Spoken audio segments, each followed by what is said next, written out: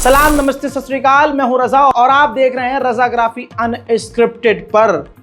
रजाग्राफी की स्पेशल अंतर्राष्ट्रीय prime time report, यानी पूरी दुनिया की तमाम बड़ी खबरें केवल एक ही वीडियो में। दोस्तों, चाइना भारत के लिए तो खतरा है ही, लेकिन असल में चाइना पूरी दुनिया पर राज करने के लिए, पूरी दुनिया के लिए खतरा बन रहा है। मैप में देखिए, कंबोडिया भारत के ज्यादा दूर नहीं है और कंबोडिया के बेहद करीब, यानी कंबोडिया और भारत के बीच अंडमान निकोबार है, जो भारत का इलाका कहलाता है। ऐसे में कंबोडिया में चीन का एक नेवी बेस है। अचानक से वहां पर चीन ने अपनी एक्टिविटी बढ़ाकर वहां पर अपना युद्धपोत भी तैनात कर दिया है, यानी अंडमान निकोबार में भारत के करीब अब चीन के युद्धपोत भारत के लिए बड़ा खतरा है। वहीं चाइना का अगला प्लान भी दुनिया को डरा रहा है और भारत के लिए बहुत खतरनाक कदम होगा। चाइना के बारे में खबर यह आ रही है कि चाइना भारत के करीब अपनी परमाणु पनडुब्बी भारतीय यानी इंडियन ओशियन में तैनात करने का प्लान कर रहा है, ताकि अगर जंग भारत से हो तो वो रास्ता बंद ना कर पाए। भारत इंडियन ओशियन में अपने रास्ते को परमानेंटली निगरानी में रखने के लिए वहां पर न्यूक्लियर सबमरीन तैनात करने की कोशिश कर रहा है चाइना। वहीं भारत खुद थोड़ा सा इंडिपेंडेंट हुआ है, चाइना के ऊपर से निर्भरता खत्म करी है।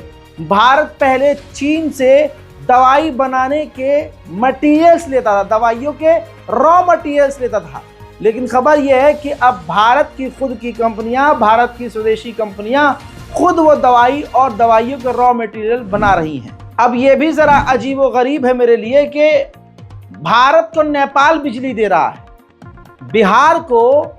भारत के बिहार को नेपाल 40 मेगावाट की बिजली देना शुरू कर चुका है। यहां पर होना यह चाहिए था कि भारत दूसरों को बिजली दे, अब भारत उल्टा ले रहा है। हजरात मोहतरम, तस्वीर आपके सामने। अबू धाबी के क्राउन प्रिंस भारत आए और मोदी से मुलाकात करी। न्यूक्लियर पावर प्लांट और गैस सप्लाई समेत 5 बड़े बड़े अहम मुद्दों पर सौदा हो गया है, डील हो गई है। गुजरात में फूड पार्क बनाया जाएगा, फूड चेन बनाई जाएगी और कई तरह की डील दोनों देशों के बीच हो चुकी है। ऐसा पहली बार नहीं हुआ है कि मोदी जी इतना प्यार किसी अरब देश को दिखा रहे हैं। और ये भी नया नहीं है कि विदेशी मुसलमानों को मोदी सरकार प्यार दिखाती है और देसी मुसलमानों को, अपने खुद के देश के मुसलमानों को पीछे ढकेलती है। एग्जाम्पल अब आपकी स्क्रीन पर खुद देख लीजिए, लाइव एग्जाम्पल है। बरेली में मस्जिद का निर्माण हो रहा था, अवैध नहीं था, निर्माण लगभग पूरा ही हो रहा था। लोकल हिंदुओं को तकलीफ हो गई कि अरे यार, मस्जिद कैसे बन रही है, क्योंकि मस्जिद देखते ही एक खास समुदाय का ईमान ही डोल जाता है। अब उसके बाद हिंदू संगठनों ने मिलकर शोर मचाया और शासन प्रशासन ने उस मीनार यानी मस्जिद को तोड़ने का आदेश दे दिया, जिसके बाद मस्जिद को तोड़ दिया गया।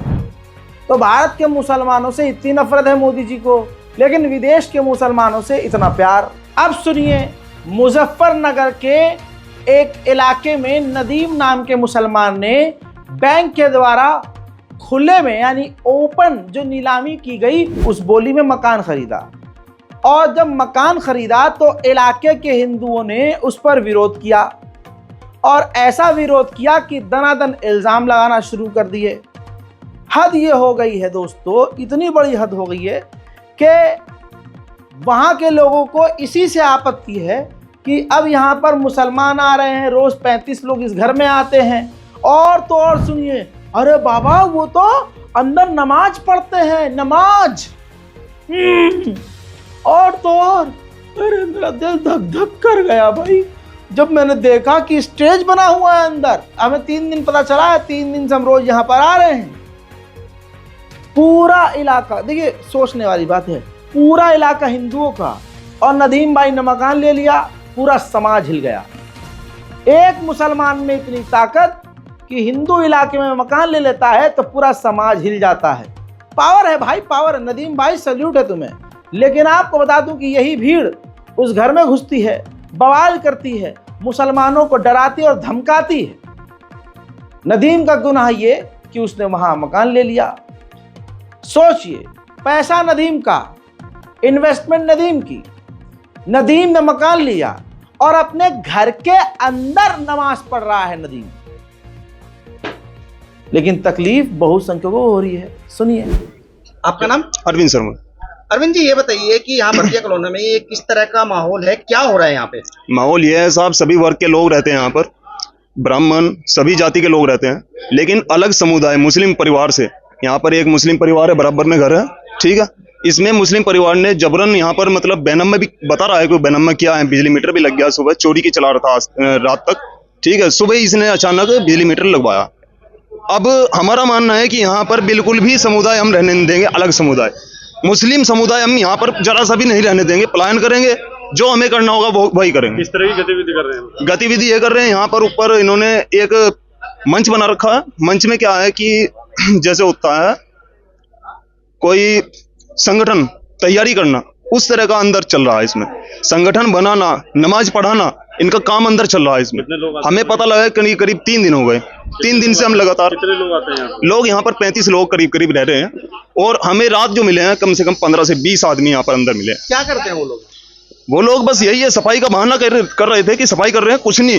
अंदर मंच में बैनर वगैरह लगा रखे थे इन्होंने और वहां पर बैठ करके नमाज वगैरह कर रहे थे वो रात। हजरात मोहतरम, यही मैं समझाना चाह रहा हूं।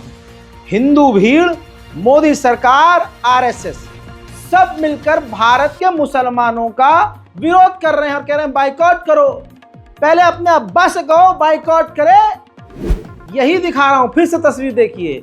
आबू धाबी के बाबूजी या भारत आते हैं तो मोदी जी चिपक चिपक कर चलते भी हैं। अब ये दोगलापंथी क्यों भाई? अरब के मुसलमानों को अपने सर पे बिठाओ और भारत के मुसलमानों को डिटेंशन कैंप में डालो। ये मोदी की पॉलिसी है। इजराइल की थिंक टैंक का दावा यह है कि भारत इजराइल और ईरान की दोस्ती करा सकता है, क्योंकि भारत के संबंध ईरान के साथ साथ इजराइल से भी बढ़िया हैं। यानी ईरान और इजराइल से बेहतरीन संबंध है। और अगर ये कर देता है भारत, जो कि कर सकता है, तो यूएनएससी में भारत को परमानेंट सीट मिलेगी। वहीं भारत के अंदर ही अमेरिकी सेना और भारतीय सेना युद्ध अभ्यास कर रही है और इस युद्ध अभ्यास का नाम ही युद्ध अभ्यास 2024 है। अमेरिकी राष्ट्रपति बाइडेन की थू-थू हो रही है। 4 साल में 500 से ज्यादा छुट्टी ली है उन्होंने और अपने पूरे कार्यकाल में 40% उन्होंने छुट्टियां ही करी हैं। वहीं बांग्लादेश की पूर्व प्रधानमंत्री शेख हसीना खतरे में है, क्योंकि अब बांग्लादेश की सरकार जो नई है वो भारत से बातचीत करके बांग्लादेश की पूर्व प्रधानमंत्री शेख हसीना को भारत से निकालने वाला है। उधर मेरे दोस्तों, अदानी और मोदी का प्रकोप बराबर है। अदानी का पावर प्लांट बांग्लादेश में है और उधारी पर लगाया हुआ था। अदानी जी ने $500 मिलियन मांग लिए हैं नई सरकार से बांग्लादेश की और कहा है कि जल्द से जल्द पैसा लौटाओ। वहीं पाकिस्तान के पूर्व प्रधानमंत्री इमरान खान के सपोर्ट में पाकिस्तान में एक बार फिर से जबरदस्त प्रदर्शन हो रहा है। इस प्रदर्शन में पुलिस और प्रदर्शनकारियों के बीच जबरदस्त झड़प की भी खबरें आ रही हैं। माशाल्लाह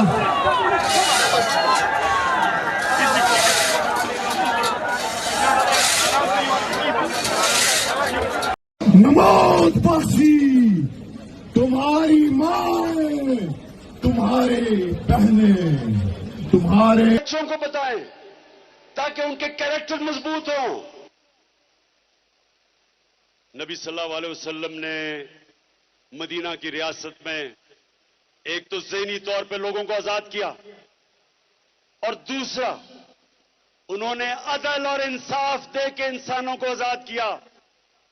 हमारे मुल्क में जब तक हम लोगों को उनके हकूक नहीं देंगे, कमजोर को ताकतवर से। उधर मैं आपको एक हफ्ते पहले बता चुका था कि अफगानिस्तान और पाकिस्तान के बीच बॉर्डर पर झड़प चल रही है झड़प इतनी खतरनाक हो चुकी है कि पाकिस्तान ने पूरी ताकत से बॉर्डर पर अफगानिस्तान के हमला किया, जिसमें तालिबान के 8 लोग मारे गए हैं, जिसमें 2 तालिबान के कमांडर थे। अब कहा जा रहा है कि इससे हालात और बिगड़ जाएंगे। परमाणु प्रोजेक्ट पर नजर रखने वाली एजेंसी IAEA के चीफ ने कहा है कि नवंबर के महीने में ईरान के नए राष्ट्रपति से परमाणु प्लांट के बारे में मुलाकात करके बात करूंगा। वहीं ईरान में एक बार फिर से सिक्योरिटी फेल्यूर की खबर है। तस्वीर आपके सामने, एक बड़ा प्रोग्राम जलसा हो रहा था, मीटिंग हो रही थी, जहां ईरान के राष्ट्रपति मौजूद थे। उसी इमारत में, उसी हॉल में अचानक से आग लग गई और तुरंत आग लगते ही वहां भगदड़ का माहौल बन गया। सबसे पहले ईरान के राष्ट्रपति को वहां से निकाला गया और एक्सपर्ट के मुताबिक ये ईरान की सिक्योरिटी फेल्यूर है। उधर ट्रंप ने कहा है कि अगर मैं राष्ट्रपति बना और मेरे राष्ट्रपति कार्यकाल में किसी ने भी अगर डॉलर का इस्तेमाल करना छोड़ा तो उस देश पर हम पूरी तरह से पाबंदी लगा देंगे।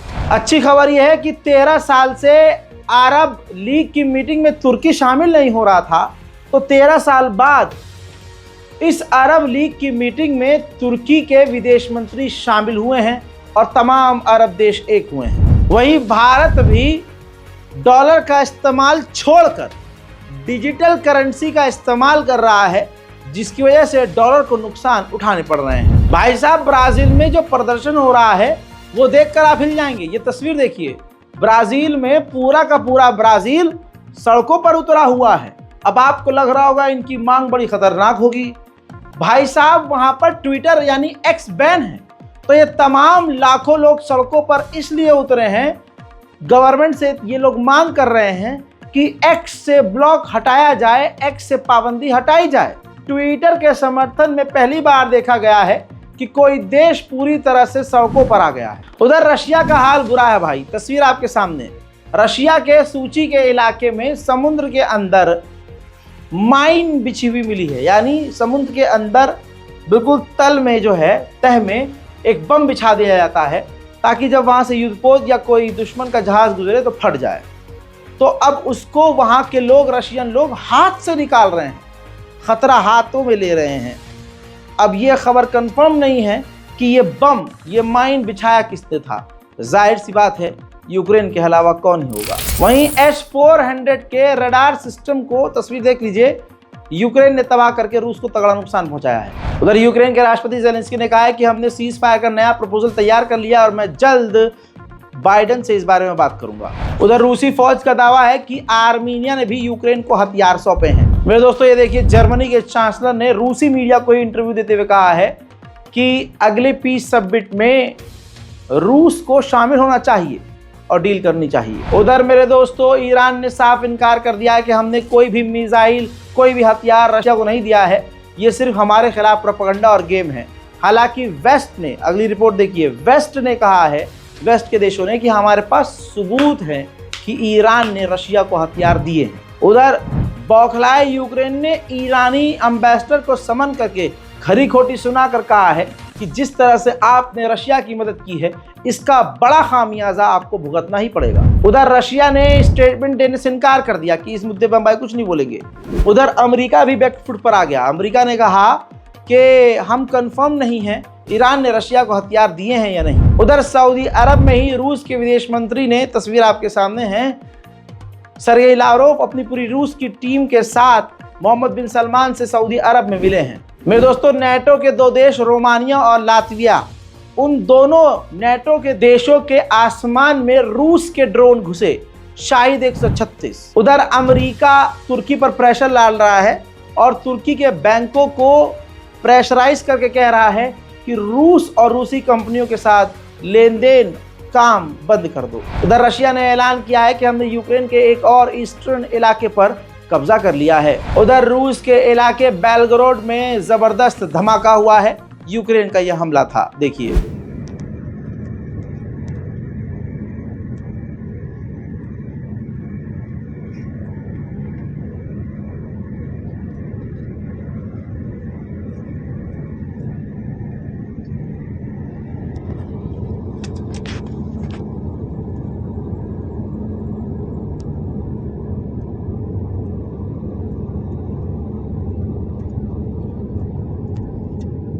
वहीं मेरे दोस्तों, यूक्रेन और रूस के मुद्दे पर बात करने के लिए भारत के एनएसए को मोदी जी ने रूस भेजा है। रूस का बनाया हुआ S-300 यूक्रेन के पास है।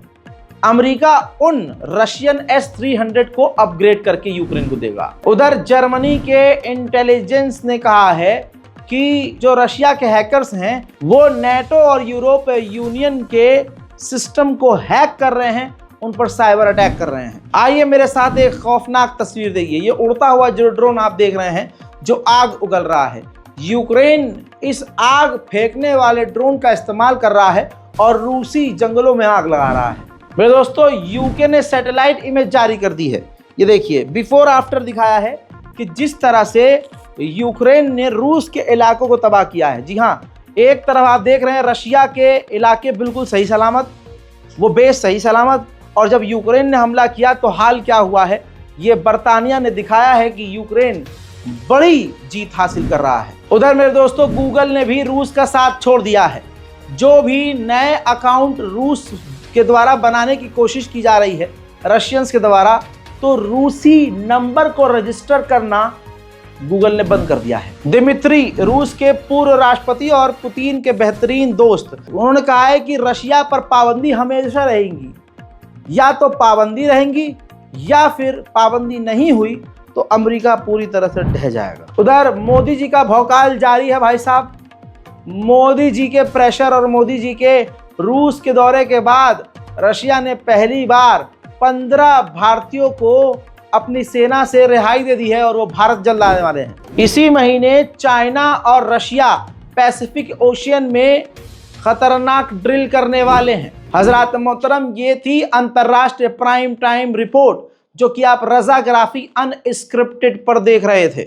हमारे इस चैनल को सब्सक्राइब कीजिए, वीडियो को शेयर कीजिए, अपनी राय कमेंट में जरूर लिखिए। मैं हूं रजा और आप देख रहे थे रजाग्राफी अनस्क्रिप्टेड। जय हिंद।